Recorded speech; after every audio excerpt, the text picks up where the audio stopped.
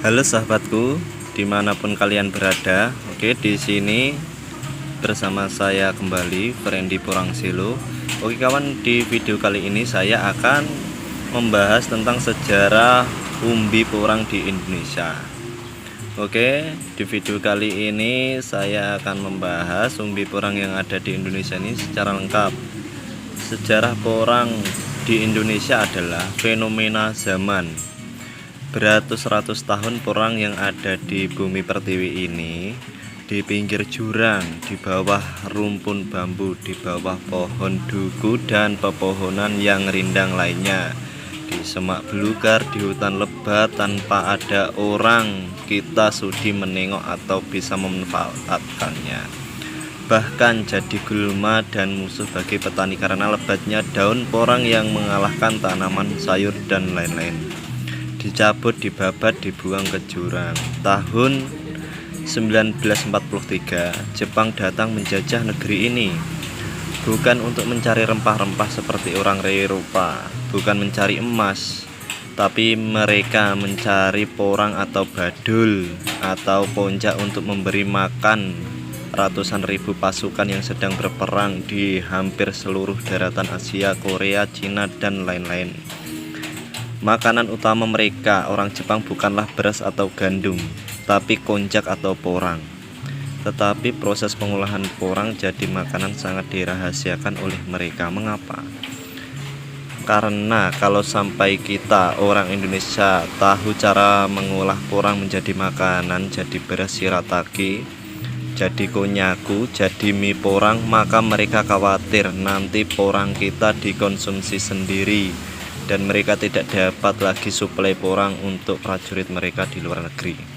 Bahkan saat armada pengangkut porang mau lewat, yaitu porang yang dikumpulkan dari anak sekolah dan perangkat desa yang diwajibkan seporang itu, mereka menyembunyikan alarm agar rakyat pribumi berlindung atau ngumpet di rumah atau di gua-gua. Tujuannya agar rakyat tidak tahu bahwa mereka sedang konvoi ratusan truk mengangkut porang ke pelabuhan. Sehingga sampai saat ini nenek moyang kita tidak mewarisi kita cara mengolahan porang yang memang mereka tidak tahu. Allah Maha Adil. Jepang dan Cina sebagai mengkonsumsi porang belakangan ini kesulitan stok karena faktor alam dan pertambahan penduduk yang makin banyak. Butuh porang sangat banyak. Tahun 2014 kemarin datanglah mereka ke Indonesia untuk cari porang, karena memang sumber atau pusat porang di dunia adalah di Indonesia. Pada dasarnya porang sudah dikirim ke sana sejak tahun 1962 oleh PT Ambiko di Pasuruan dan PT Sanindo Bandung. Pada kebutuhan di sana makin banyak, maka wakil pemerintah mereka datang langsung untuk bekerja sama atau MOU, pembelian dan penanaman porang. Awalnya dengan perhutani Madiun di Saradan sana. Mulai saat itu porang berkembang makin pesat dan luasan lahan porang khususnya di Jatim, Madiun, Nganjuk, Ngawi, Bojonegoro, Ponorogo makin luas. Ditambah lagi tahun ini Badan Pangan Dunia FAO menyatakan dunia dalam keadaan darurat pangan, dan Indonesia juga merasa perlu memperkuat ketahanan pangan. Dan salah satunya adalah porang yang merupakan substitusi yang ternyata 5 kali lebih baik dari beras. Maka boominglah porang di negeri ini. Kebutuhan dunia yang sangat besar yang konon baru terpenuhi 5-10% saja. Dan potensi ratusan juta penduduk Indonesia yang pada titik tertentu nanti akan berubah pola makannya dari padi akan berubah makan beras porang. Hari ini memang baru para artis, para pejabat, dan orang-orang kaya saja yang makan beras porang karena harganya masih sangat tinggi, yaitu sekitar 160.000 per kilo. Tapi saya optimis 5-10 tahun lagi warga biasa sudah akan ikut makan beras porang yang memang sangat baik bagi kesehatan. Peluang ini terbaca oleh petani kita, oleh pengusaha kita, maka mulai tahun 2019 kemarin sudah mulai pada gila porang. Porang yang tadinya tanaman liar mulai jadi idola. Ratusan bahkan ribuan hektar lahan berubah jadi lahan porang.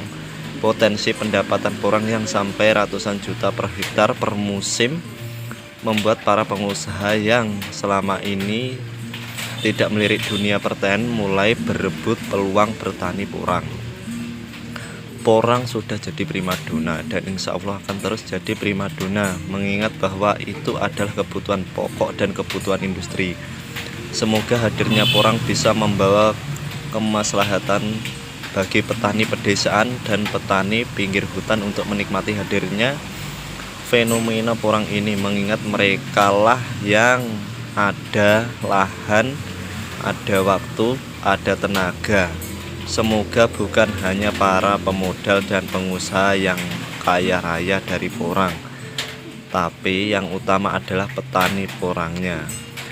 Salam sukses petani porang Nusantara.